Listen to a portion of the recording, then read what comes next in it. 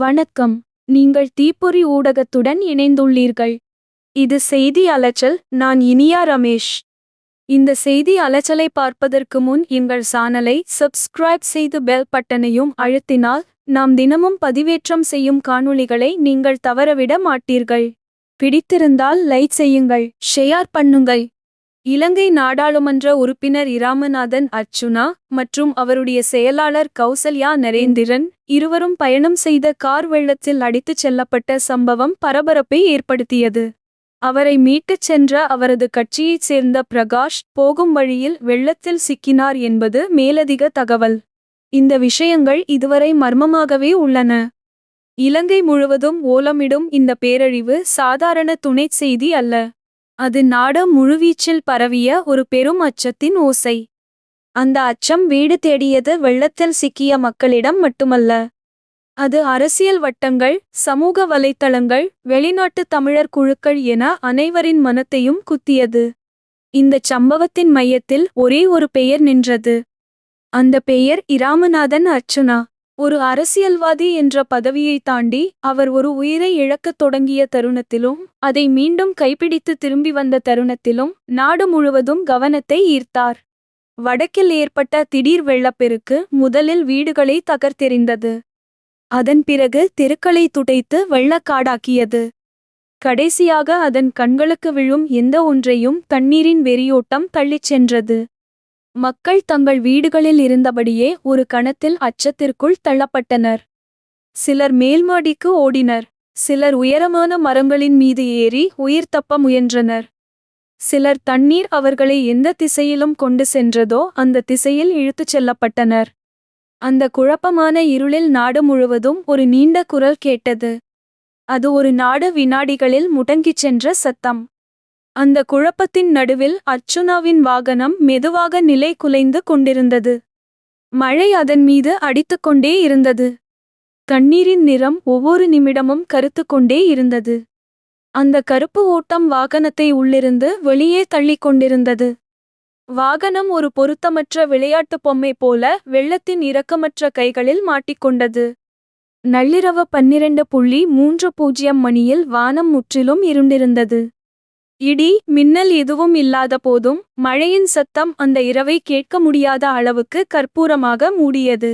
அந்த நேரத்தில் அர்ச்சுனாவும் அவரது செயலாளர் கௌசல்யா நரேந்திரனும் பயணம் செய்த வாகனத்திற்குள் நெருங்கும் தண்ணீரின் அடர்த்தியில் மிதந்து கொண்டிருந்தனர். கதவை திறக்க முடியாத நிலை. கண்ணாடியை உடைக்க முடியாத நிலை.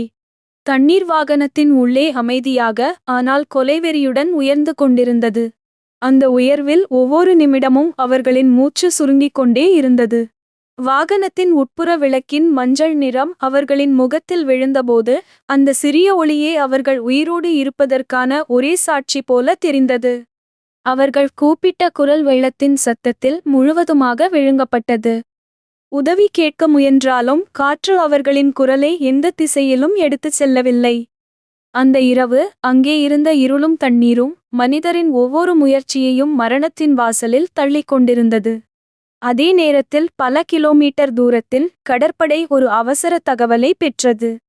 அந்த தகவல் ஒரு மனிதரின் உயிர் அல்ல, அது 2 உயிர்களின் கடைசி நம்பிக்கை. மீட்புக் குழு உடனே படகை தயார் செய்தது. இருளை களைந்து பாயும் ஒரு மின்சுடர் போல அவர்கள் தண்ணீரின் மீது வந்தனர். மழை அவர்களை அடித்தது. காற்று அவர்களை தட்டியது. தண்ணீரின் உயரம் ஒவ்வொரு திருப்பத்திலும் படகை புரட்டும் முயற்சியில் இருந்தது. ஆனால் அவர்கள் முன்னேறிக் கொண்டே போனார்கள். அந்த போக்கில் 10 நிமிடமே 1 மணி நேரமாகவும் 1 மணி நேரமே ஒரு வாழ்நாள் போல் நீண்டது. காலை 2 மணியளவில் குழு சென்றடைந்தது ஒரு தண்ணீரில் மூழ்கும் உலோக கட்டமைப்பை. அந்த உலோக பெட்டி, அந்த வாகனம், உள்ளே 2 உயிர்கள் தத்தளித்துக் கொண்டிருந்தன. மீட்புக் குழுவினர் படகை நீரில் நிலைநிறுத்த முயன்றனர். ஒரு தவறான அலை படகை புரட்டும் அபாயம் எந்த நொடிக்கும் எழலாம். ஆனால் அவர்கள் கையை நீட்டினர். அர்ச்சுனா அந்த கையை பிடித்தார். செயலாளர் பின்னால். இருவரும் தண்ணீரின் இரக்கமற்ற கைகளிலிருந்து மனித கைகளுக்குள் வந்தனர். அவர்கள் மீண்டும் மூச்சுவிடும் உலகத்துக்குள் வந்த அந்த நிமிடம் ஒரு முழு இரவை எதிர்கொண்ட போராட்டத்தின் முடிவு. அவர்களை மீட்ட பிறகு சமூக வலைத்தளங்களில் மக்கள் நிம்மதியடைந்தனர். ஆனால் அதே நேரத்தில் மற்றொரு செய்தி வந்தது.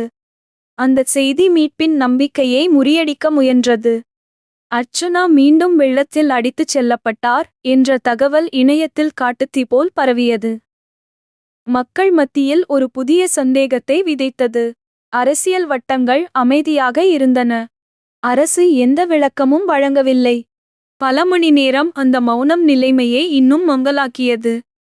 அந்த கலக்கத்தின் நடுவில் அவர் சமூக வலைத்தளத்தில் எழுதிய ஒரு வரி சூழ்நிலையை முற்றிலும் மாற்றியது. இனத்திற்கான என் கடமை முடியவில்லை. ஐ அம் பேக். அந்த வாசகம் மக்களின் நெஞ்சில் இருந்த பயத்தை சிறிதளவு குறைத்தது. ஆனால் அந்த வாசகத்தின் பின்னால் இன்னும் பல மறைக்கப்பட்ட நிகழ்வுகள் இருந்தன. அதை பார்ப்பதற்கு முன் எமது இலங்கை செய்தி ஆய்வு புரிவதற்கு எளிமையாக உள்ளதா? விஷயம் உள்ளதா? அப்படி நீங்கள் நினைத்தால் எங்கள் சேனலை சப்ஸ்கிரைப் செய்து பெல் பட்டனையும் அழுத்தினால் நாம் தினமும் பதிவேற்றம் செய்யும் இலங்கை செய்தி காணொளிகளை நீங்கள் தவறவிட மாட்டீர்கள். நாடாளுமன்ற உறுப்பினர் அர்ச்சுனாவின் செயலாளர் கௌசல்யா நரேந்திரன் வெளியிட்ட காணொளியில் மரணத்தை வாசல் வரை பார்த்துவிட்டு வந்தோம் என்ற வாக்கியம் அந்த இரவு எவ்வளவு கடுமையானது என்பதை முழுமையாக வெளிப்படுத்தியது. இலங்கையில் ஏற்பட்ட டிட்வா புயல் ஒரு மனிதரின் கதையை விட மிகப்பெரிய ஒரு வரலாற்று குறியீடு. வீடுகள் இடிந்தன. சாலைகள் உடைந்தன. குடிநீர் குழாய்கள் பீந்தன. மருத்துவ மையங்கள் பாதிக்கப்பட்டன. பள்ளிகள் தண்ணீரில் மிதந்தன. இந்த அனைத்தும் ஒரு நாட்டின் அமைப்பை ஒரு இரவிலேயே கிழித்து எறிந்தது. மீட்புக் குழுக்கள் இடைவிடாது பறந்தன. ஆனால் நீரின் ஓட்டம் மிகுந்ததால் பல இடங்களில் சென்றடைய முடியவில்லை.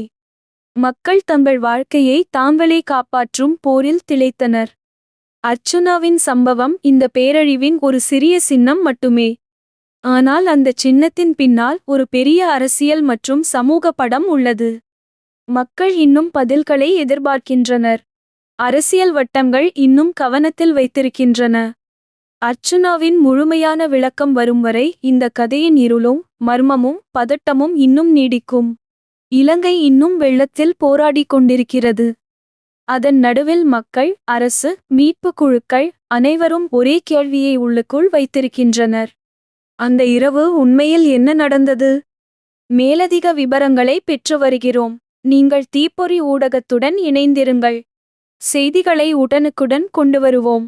எங்கள் சேனலை சப்ஸ்கிரைப் செய்து பெல் பட்டனையும் அழுத்தினால் நாம் தினமும் பதிவேற்றம் செய்யும் காணொளிகளை நீங்கள் தவறவிட மாட்டீர்கள். பிடித்திருந்தால் லைக் செய்யுங்கள், ஷேர் பண்ணுங்கள். மீண்டும் சந்திக்கலாம்.